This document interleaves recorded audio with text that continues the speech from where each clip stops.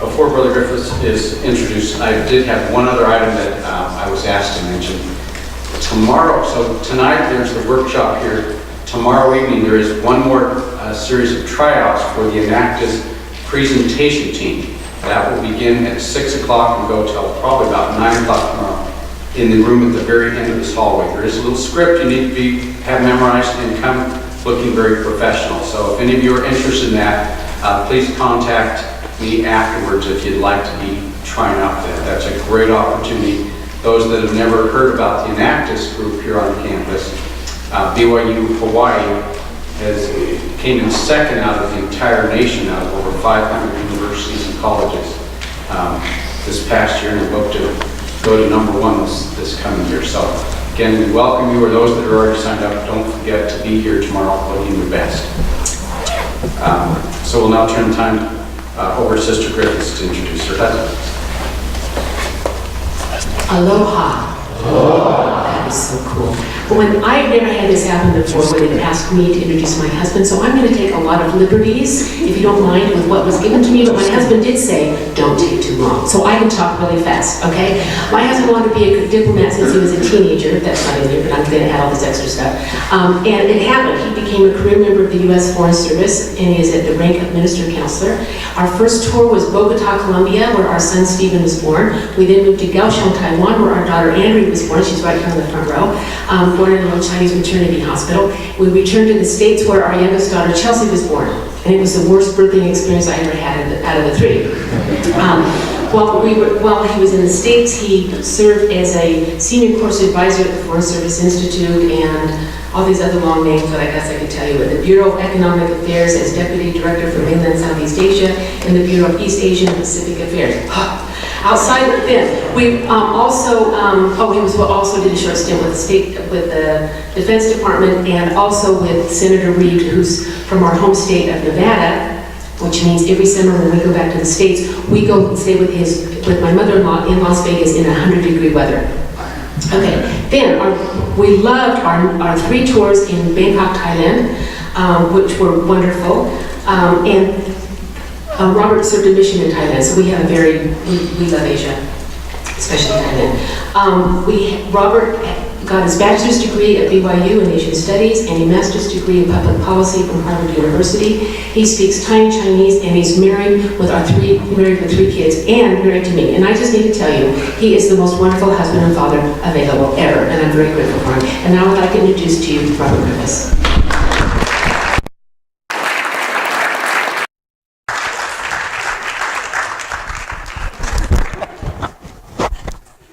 Well, it's really a pleasure to be here. Thank you, Jeannie, for that very warm introduction. I have never been introduced by my wife, as she mentioned, and so that's a real treat.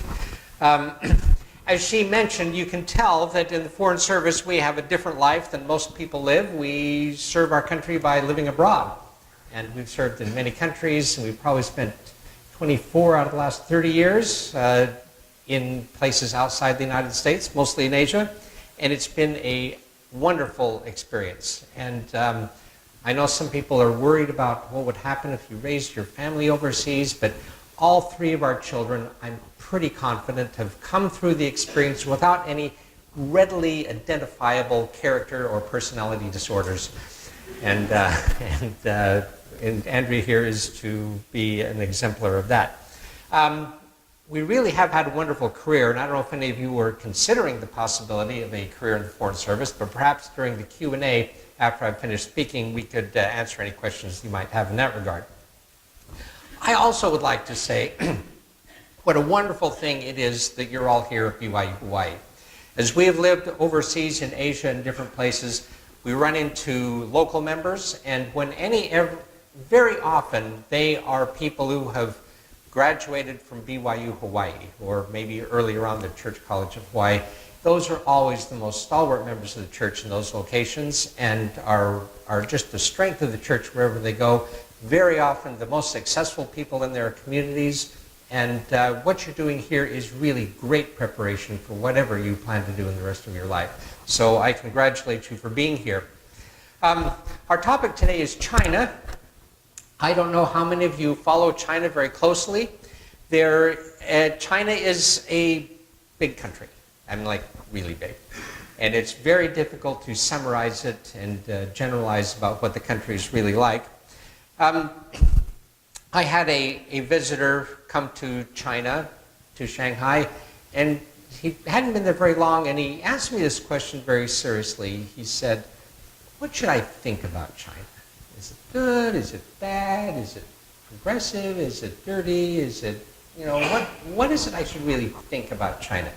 It's very difficult to answer that question because there are so many different perspectives on what's really going on in China. Many of you have perspectives and experience in China. All of those are valid. But let me share with you what I think I can contribute a little bit to what you don't normally read in the press and see on TV and perhaps see in movies about what China is really like. There's lots of good information on China, tons. If you're interested in China, there are so many different sources. Everybody's writing about China. Everybody's visiting China and trying to figure it out. A lot of the information that you'll see in the news, however, is typically not really good. There are stories about unfair trade practices, subsidies of state-owned enterprises, intellectual property right violations, market restrictions on foreign companies. There are political issues, there's human rights problems, there are you've probably read perhaps about Chen Guangcheng, the blind activist who was detained, about Liu Xiaobo, who received the Nobel Prize and is now detained in China. You might have read about an aggressive regional policy, growing military capabilities, confrontations with Japan and Southeast Asian countries over islands in the East and South China Seas. You may have read about cyber attacks for commercial gain, where they tap into the computer networks of foreign countries and companies and try to get their secrets.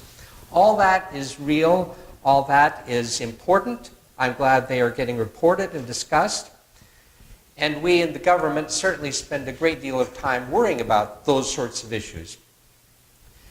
But my concern here today is that many times our attention spans are not long enough to get enough of an understanding of the background and context of what's going on in China to put those problems in a proper context. Let me share with you a little bit then about what I see from my perch in Shanghai. In Shanghai, we're a consulate, we're not the embassy, so many of the thorniest bilateral issues between our two governments are dealt with in the embassy, not in the consulate. We do a lot more of the fun stuff, if you will. We had a congressional delegation come, and I could tell by their initial questions before they arrived that they sort of had this image of China that I just described, about a set of problems, a lot of challenges, how should we think about them and all that.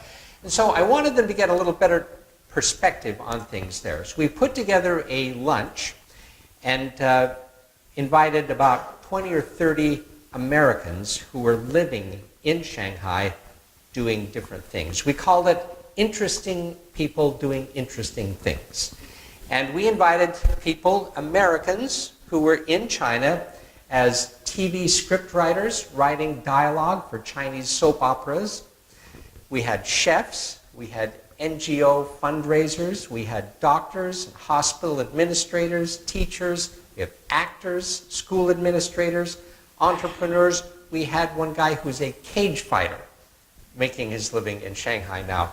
My favorite story, though, is of a young entrepreneur who, in 2008, realized the job prospects weren't very good in the U.S. economy at that point, so he took off and went with his wife and two very small children to Shanghai and spoke no Chinese, had no China background, just figured that that's where the economy was growing, so that's where he wanted to go try to make his business and make his mark.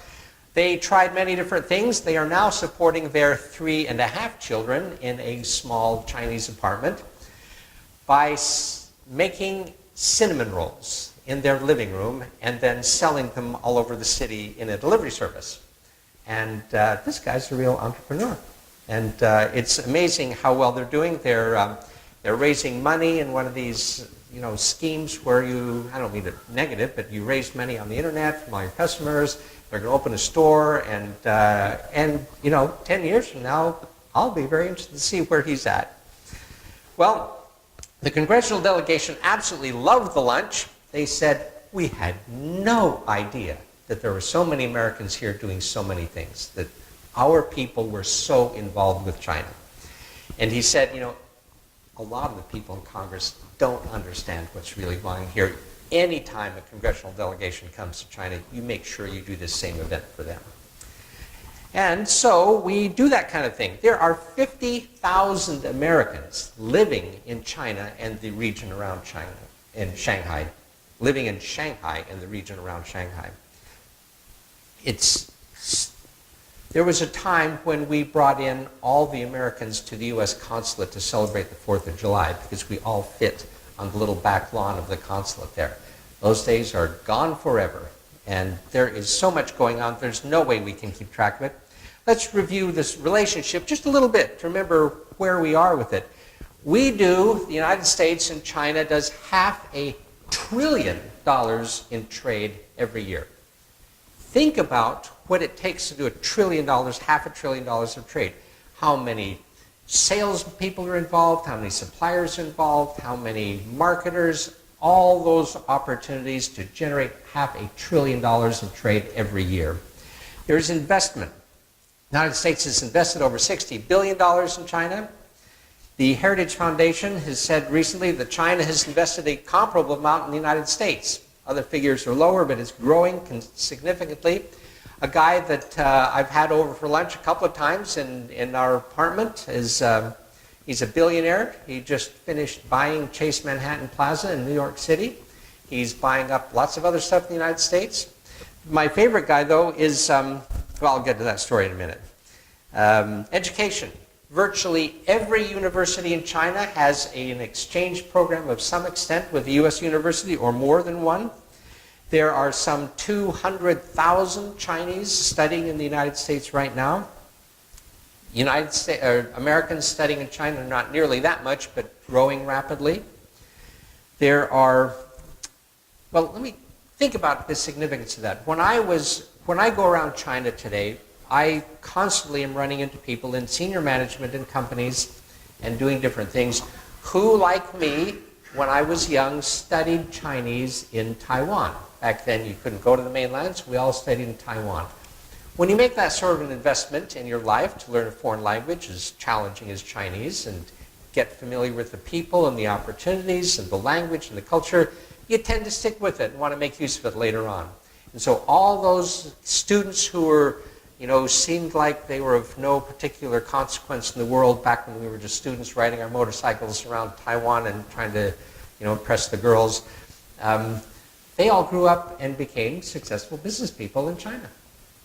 You now have tens of thousands of Americans in China studying and learning Chinese, having that same sort of experience. Think about the multiplier effect of that over the years and what it's going to be like 30, 40 years from now when all those people have gotten their businesses up and going.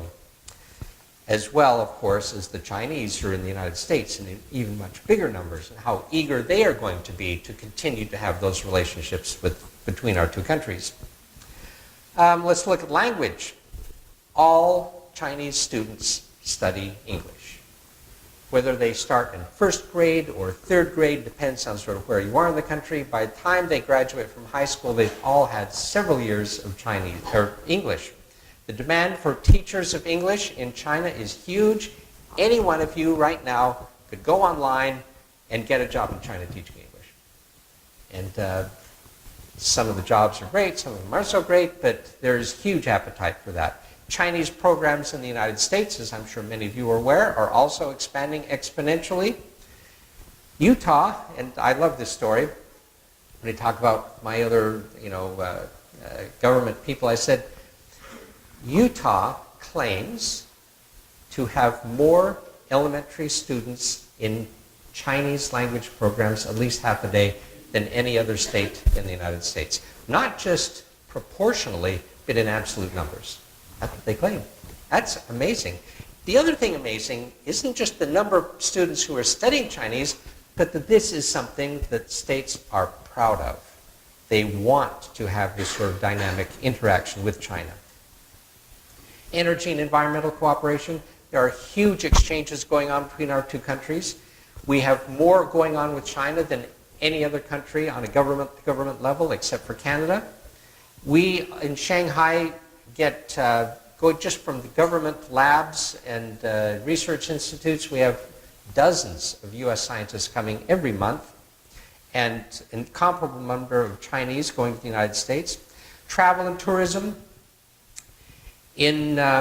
We issued last year 1.3 million visas to Chinese people to come study in to come do all sorts of things in the United States.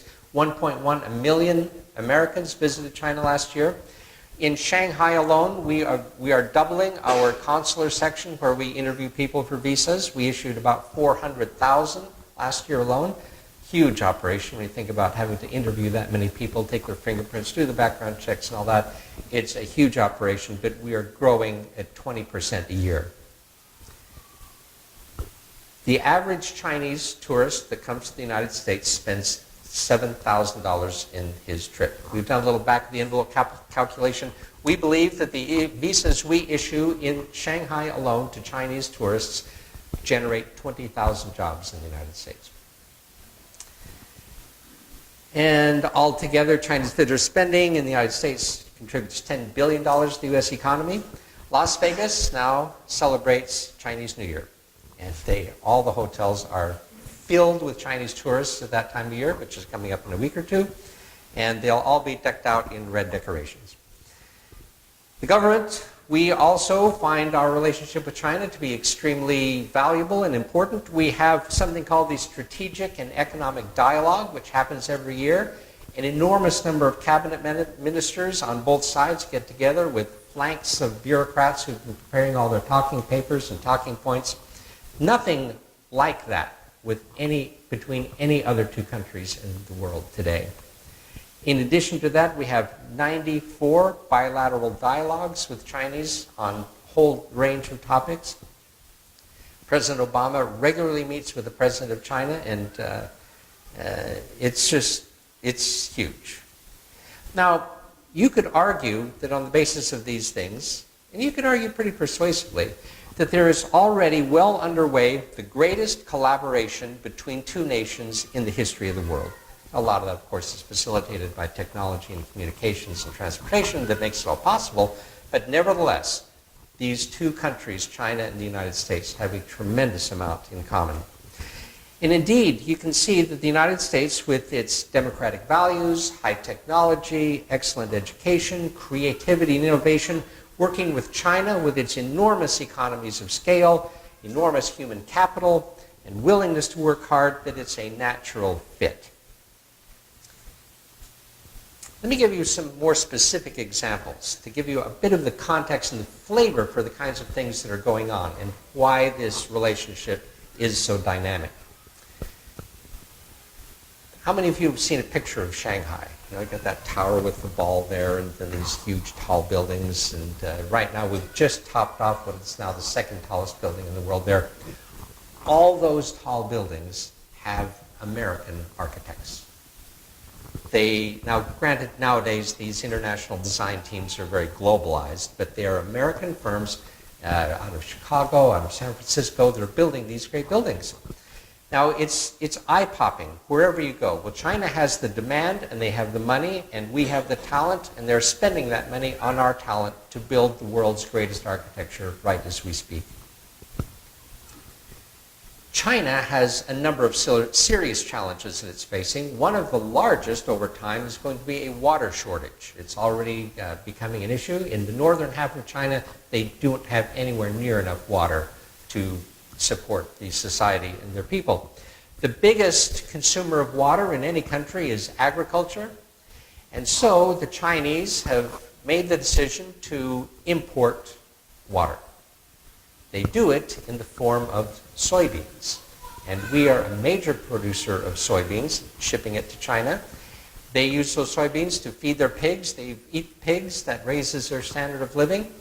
And our farmers are now hugely dependent upon the trade with China in soybeans, and corn is quickly following in its footsteps. China imports well over something like 1.25 million tons of soybeans every week, to show you how much that trade is going on. Clean coal technology. How many of you have heard about air pollution in China? Yes, we know about it very well. Well, General Electric Corporation developed a dramatically new cutting-edge technology for clean coal, burning clean coal. The problem was this machinery to do that was very expensive, and the machine tool investment required to build that machinery was very expensive. So expensive that there were no coal companies in the United States that were big enough, that had the economies of scale large enough to justify making that sort of an expense, that sort of an investment. They wouldn't be able to get their money back. So General Electric took its technology to China, married up with Shenhua, which is the world's largest coal company, who did have the economies of scale to make this worthwhile. I was there when we cut the ribbon on this new collaborative project. They are now getting ready to put this into place. This was a couple of years ago.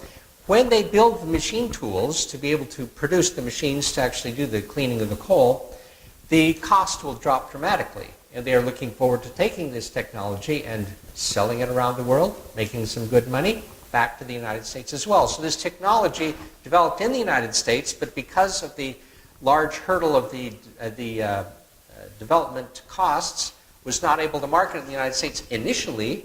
Going through China with its economies of scale now will make that technology commercially available in the United States as well as elsewhere in the world. How many of you know about plasma physics? Well, I don't know anything about it either. But let me tell you what I think I know. This is a technology to harness the power of nuclear fusion. They do a magnetic containment where they force the molecules to unite and release energy. And eventually, it is by far the most promising clean energy that is on the horizon. Because when that is able to be developed, you'll be able to generate electricity like never before. And there's no limit to what you can do. And there's no risk of radioactive fallout. There's no radioactivity created. It's a great technology, but very difficult to do. And it's going to take a few more decades before it's really commercially available. Well, this technology, like many others, was developed in the United States. But China always wants to get in on whatever is the latest and greatest. They built a new tokamak reactor way in the middle of nowhere in Anhui province in China with the collaboration of U.S. scientists who went over there to help them develop this tokamak reactor. The leading reactors in the United States, in Princeton, in MIT, are able to keep this reaction going for 1 or 2 seconds, which in the world of plasma physics is a long time.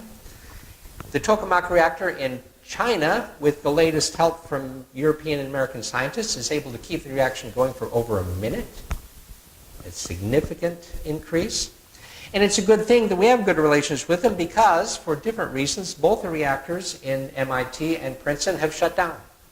And now if you're a postdoc plasma physics student, more than likely you're headed to Anhui province to do your experiments and develop your papers and dissertation.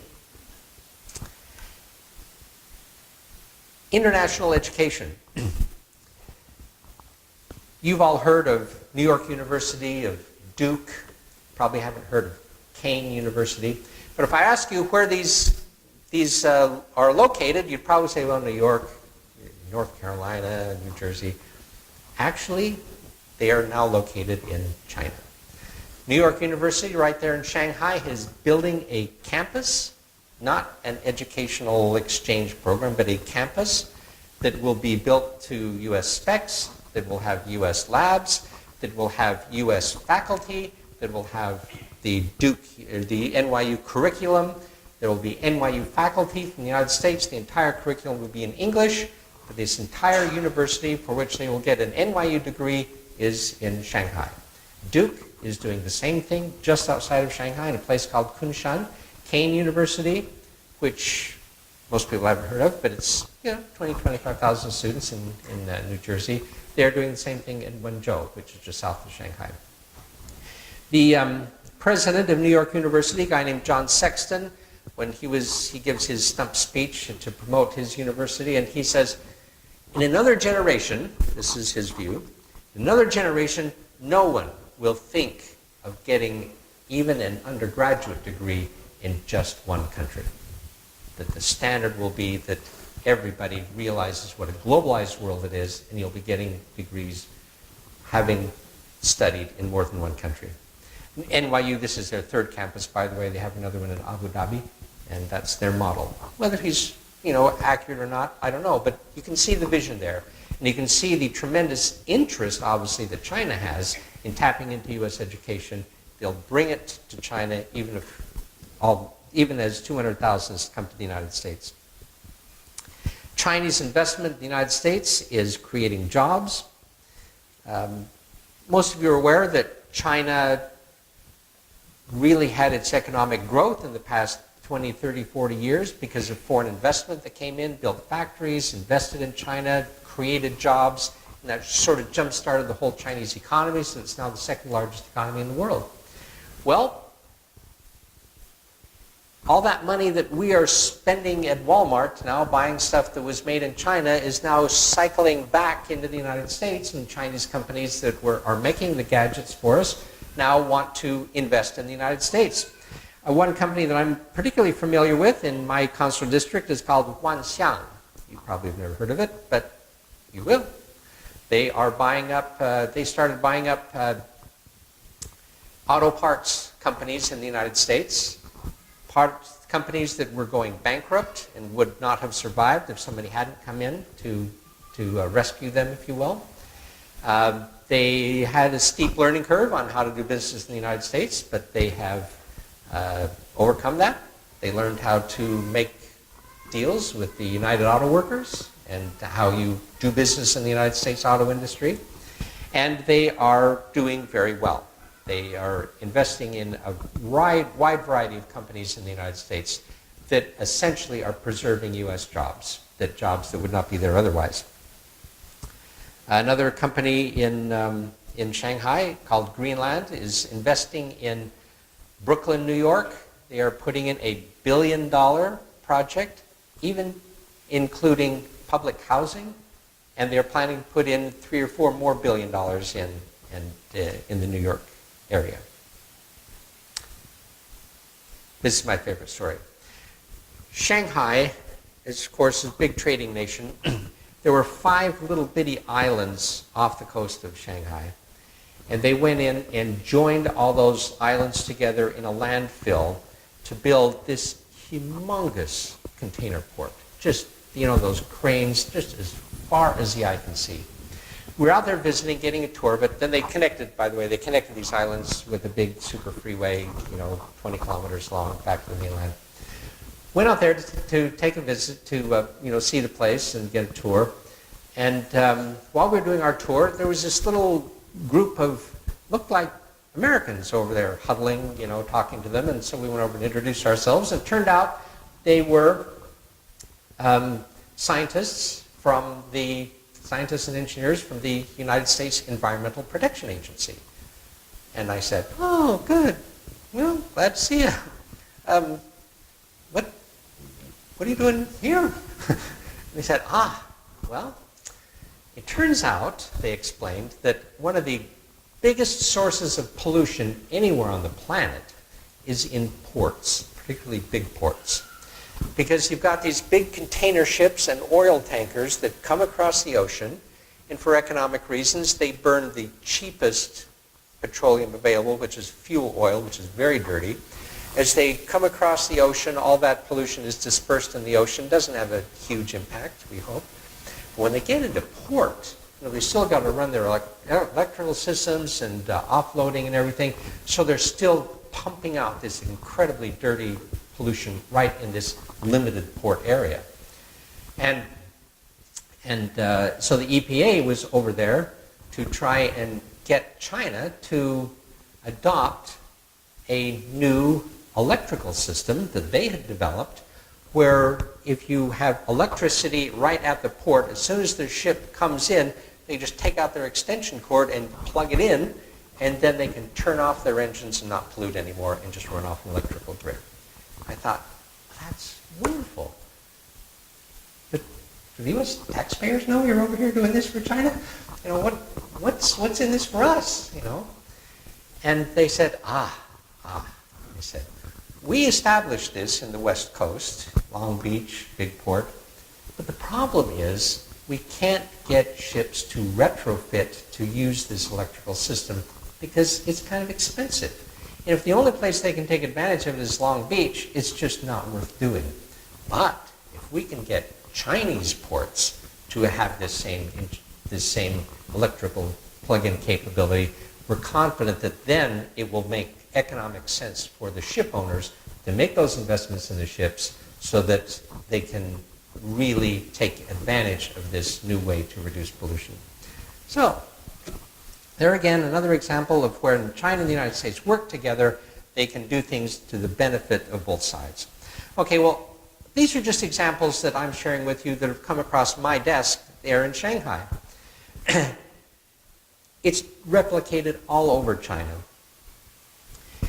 We still have all the problems in the relationship, no question about that. But I think it's important to get a feel for all that is really going on between our two peoples. 60,000 people cross the Pacific Ocean every week between China and the United States. They're doing all sorts of things. That really is the heart and soul of the U.S.-China relationship, and the opportunities are enormous. Again, I don't want to diminish in any way the problems that we have, but I hope that when you read about the problems, which are very real, you can remember that it's all taking place in this context of this tremendous interaction between the American people and the Chinese people. And that's the end of my speech. Okay.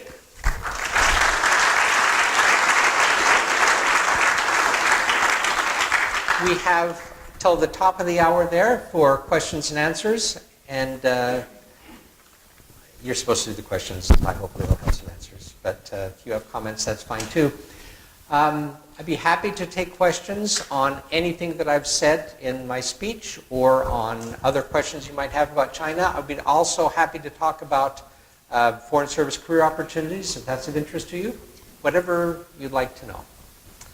And I was told that it's hard to ask the first question, and after that, everybody has a question. And there we go. Just want to ask the first question, you interested in foreign service. Was it from a young age, or was it while you were in school? Okay, what interested me in the Foreign Service initially? Well, I was a teenager, and I had a distant uncle who was in the Foreign Service. And I thought that was kind of interesting, so I knew about it at an early age. But living overseas, that just sounded pretty challenging and a little intimidating, and I thought maybe I could travel overseas, but you know, my family had never been overseas. We grew up in Utah and Las Vegas, and we never even traveled east of Colorado, you know. I mean, this was a big deal. By the time I went on my mission and actually lived overseas and came back, I realized, no, you really could do that. And from then on, I was very interested in the Foreign Service. I don't know why, but it's always what I wanted to do. There. I'm Helen Ahmadinen, and I teach leadership and management at BYU-Hawaii. What are the three things that people should do when they go to China, and then what is the biggest mistake they do? The three things that They should do. Oh, they should do. To be successful. Okay. First of all, be fluent in Chinese. But as I mentioned, you don't have to be fluent in Chinese, but I would concentrate on learning as much of the language as you can. Because even if you're not perfectly fluent, even if you can't do your business in Chinese, the fact that you're trying, they love it. They are so appreciative. You can speak the worst Chinese in the world and say, oh, your Chinese is terrific. You know, and it makes you feel good, and it's a wonderful thing. So show respect for the language and culture by at least trying to do that a little bit. Second thing I would say would be to be open-minded.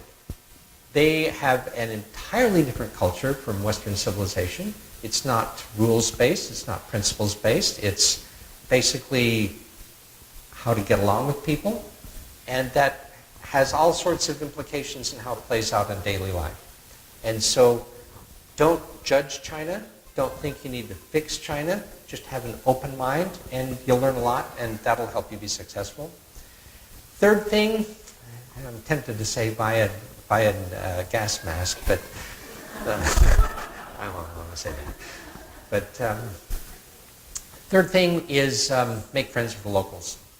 Because of that kind of society they have, the relationships that you have with the local people is what will make or break your business or whatever venture you're involved in. And in China, we call that guanxi, and that's really the key to success there, is to have good guanxi. The problem that I see, I think, doesn't happen that often, but people tend to think that because they're in a foreign, exotic country, that somehow the rules don't apply anymore. And things they would never do back in their home country or never do, back home, they somehow think it's okay to do. And it really isn't. They have their laws too, so continue to be on your best behavior. And that will keep you from having to interact with the U.S. government while you're overseas in ways that won't be really pleasant. Thank you. Yes?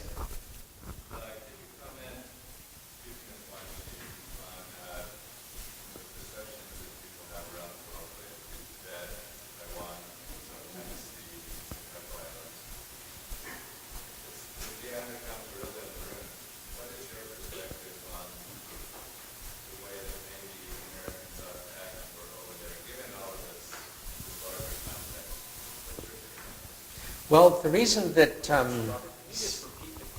you bet. The question is, summarize, what should we be thinking about the big issues in the relationship? Tibet, Taiwan, things are difficult to talk about, but how do we sort of deal with that when we interact with China? Is that fair? Okay.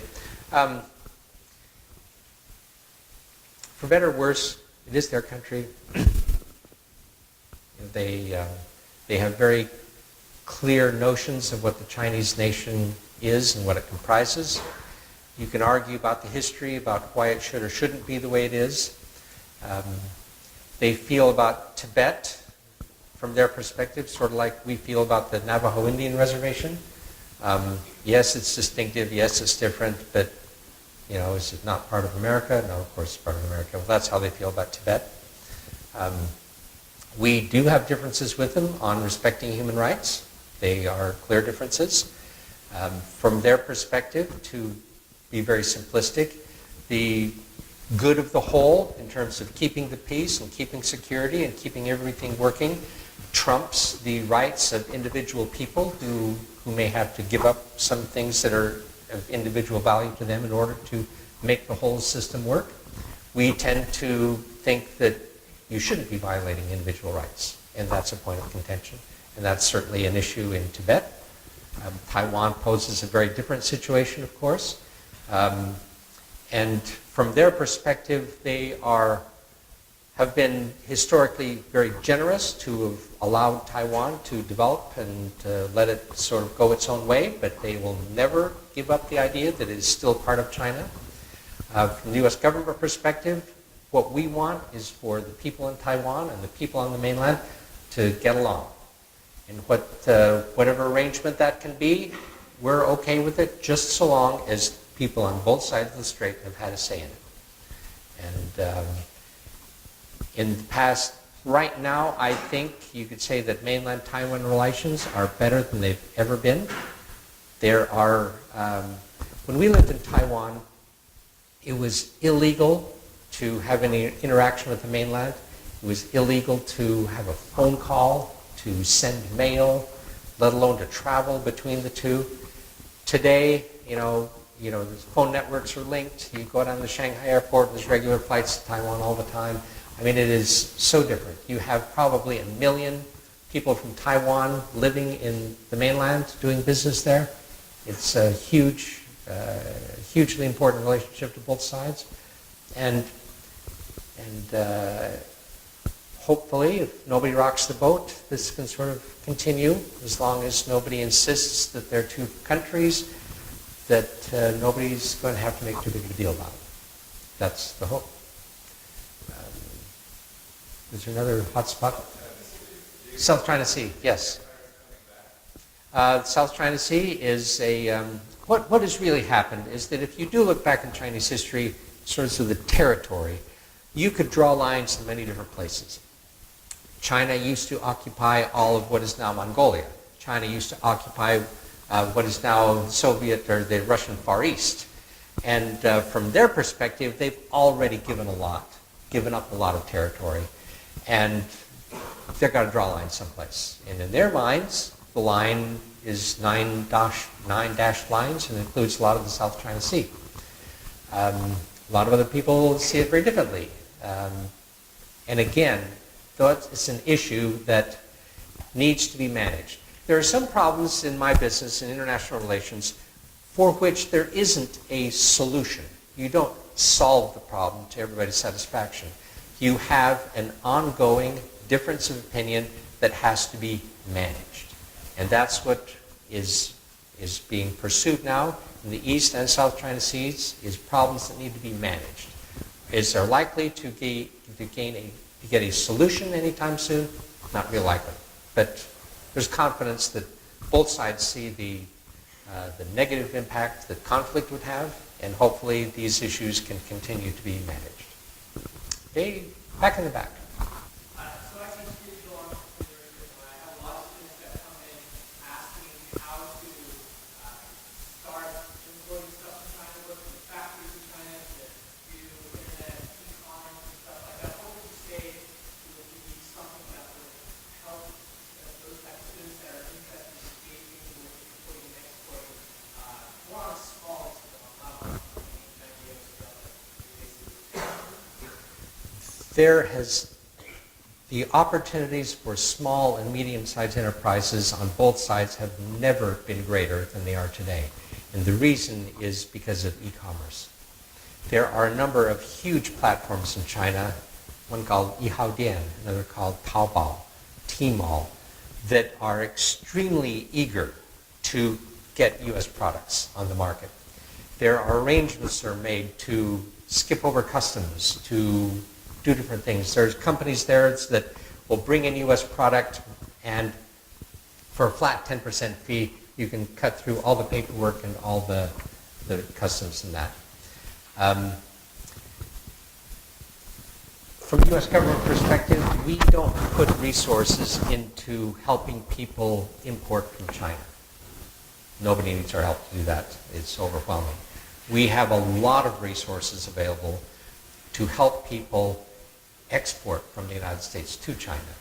And the platforms I just mentioned and the examples that I just gave are from U.S. product going to China.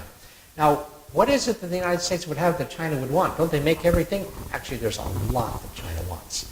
They have terrific problems with food safety, with safety of all sorts of devices, and the quality, the perception of quality for U.S. products, particularly anything agricultural, processed food, anything like that, is huge. And the market is there. The first thing you can do if you're an entrepreneur is visit your local Department of Commerce office. There is a government office out there whose job it is to help small American companies export to foreign countries. They can immediately put you in touch with their foreign counterparts who can find local distributors and traders and put you in touch with them. Anybody who wants to do business with China successfully is going to have to travel to China. The one thing that almost never is successful, at least in the long term, is trying to do business without really knowing who it is you're interacting with, to sort of do it all from a distance.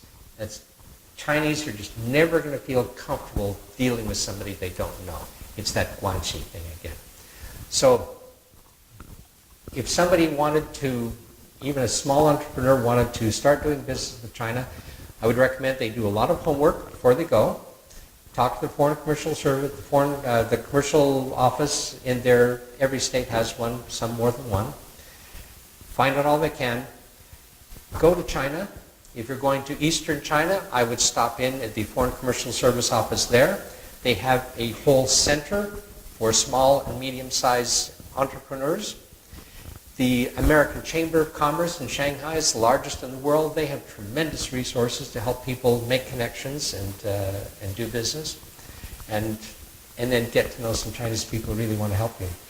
So just an example of the kind of opportunities for Americans.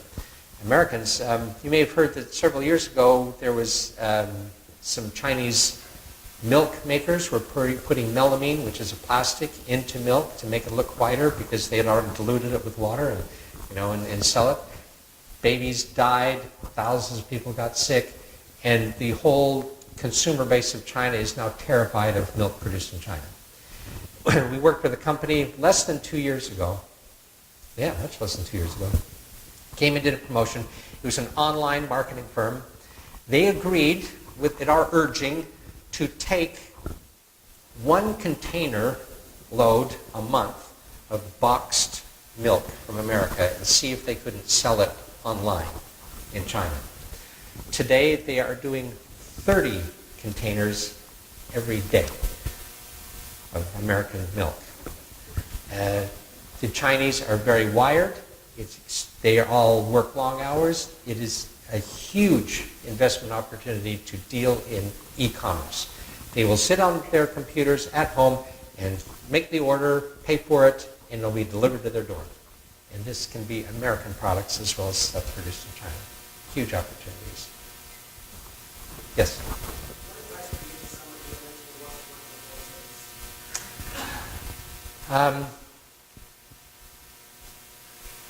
Get in the Foreign Service is all by examination. So nowadays it's easy to find out what's on the test. You go online, there are study groups, there are previous tests, there are test questions. So figure out what you need to do to pass the test. What the Foreign Service is looking for, after you pass the written test, there's another battery of tests where you sit down in a room and do all sorts of exercises and people evaluate you. What they're looking for is people who have good sense, who are smart enough, who are knowledgeable enough, and have good sense that they're not going to do something stupid when they go over there representing the United States. And, so be normal and be educated. When you get into what the test is looking for, they want people who know America, who know something about American history, American governance, and the legal system. They want somebody who has a decent understanding of economics. And if you take any sort of general, broad-based liberal arts education, you're probably going to be relatively well prepared for the exam. And when you go into the oral assessment, you try to use common sense. Don't try to think, okay, what are they looking for? Well, how do I need to come across? Be yourself and be normal, and that genuineness will do you as well as anything. It used to be in the Foreign Service, this seems odd, that if you spoke a foreign language or had lived abroad, that was not taken into consideration at all. The testers, the evaluators were blind to that experience they might have. The reason for that was that if you ended up selecting from the U.S. society people who spoke a foreign language and had lived abroad, you would limit yourself to a fairly small demographic because most Americans don't have those experiences, at least historically. It's changed a little bit now. And if you speak a hard language, Chinese, Japanese, Arabic, some of those, you can get a phone interview in that language as part of the test process after you've finished everything else. And if you pass that, you will get extra points and move you up the ladder to where they are more likely to select you. So if you have hard language background, that will be a little bit of a plus, and look for those opportunities. But it's all by examination. So I can't help you. Your guanchi with me is not going to get you there. Okay. Yes? What experiences in your life when education helped prepare I am one of probably the half dozen people on the face of the earth who's actually spent his entire career doing exactly what he studied, both as an undergraduate and as a graduate. So I'm just living the dream. It's, my undergraduate was in Asian studies. My graduate degree was in public policy and, in U.S. Foreign Service, and spent most of my time in Asia.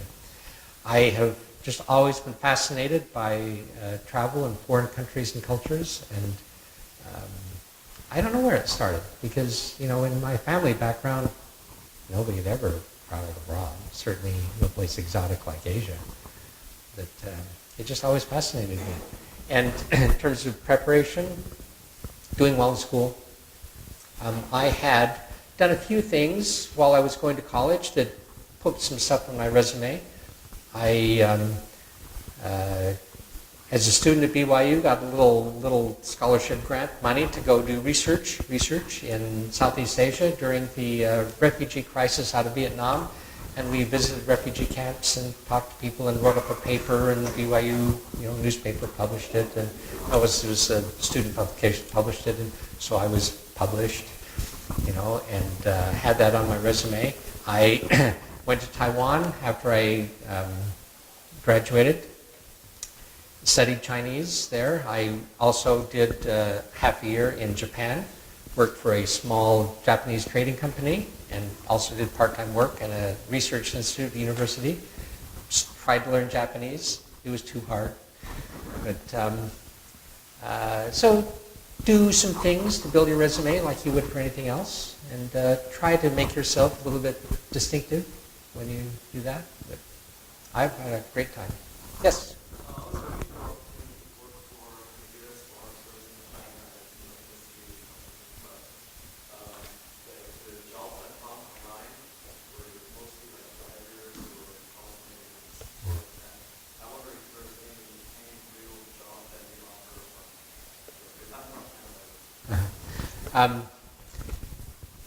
Of course, if you're a U.S. citizen, then the process I just described is how you get a job. We have about 350 people who work in the consulate in Shanghai. 2/3 of them are Chinese. And what you listed, we have job postings all the time. We have a lot of drivers. We have a lot of landscape people. We have a lot of security guards. But we also have a number of economic analysts, of political analysts, a lot of people who do commercial work, and those are all local positions. And chances are the same post board that you're looking at for those jobs, occasionally you see those better jobs come up as well. Jobs that we're looking for people with obviously a good college education and several years of experience, and they're out there. Just watch for them. We're out of time, I take it. Yes. Okay. Well, thank you all very much, and best of luck to all of you.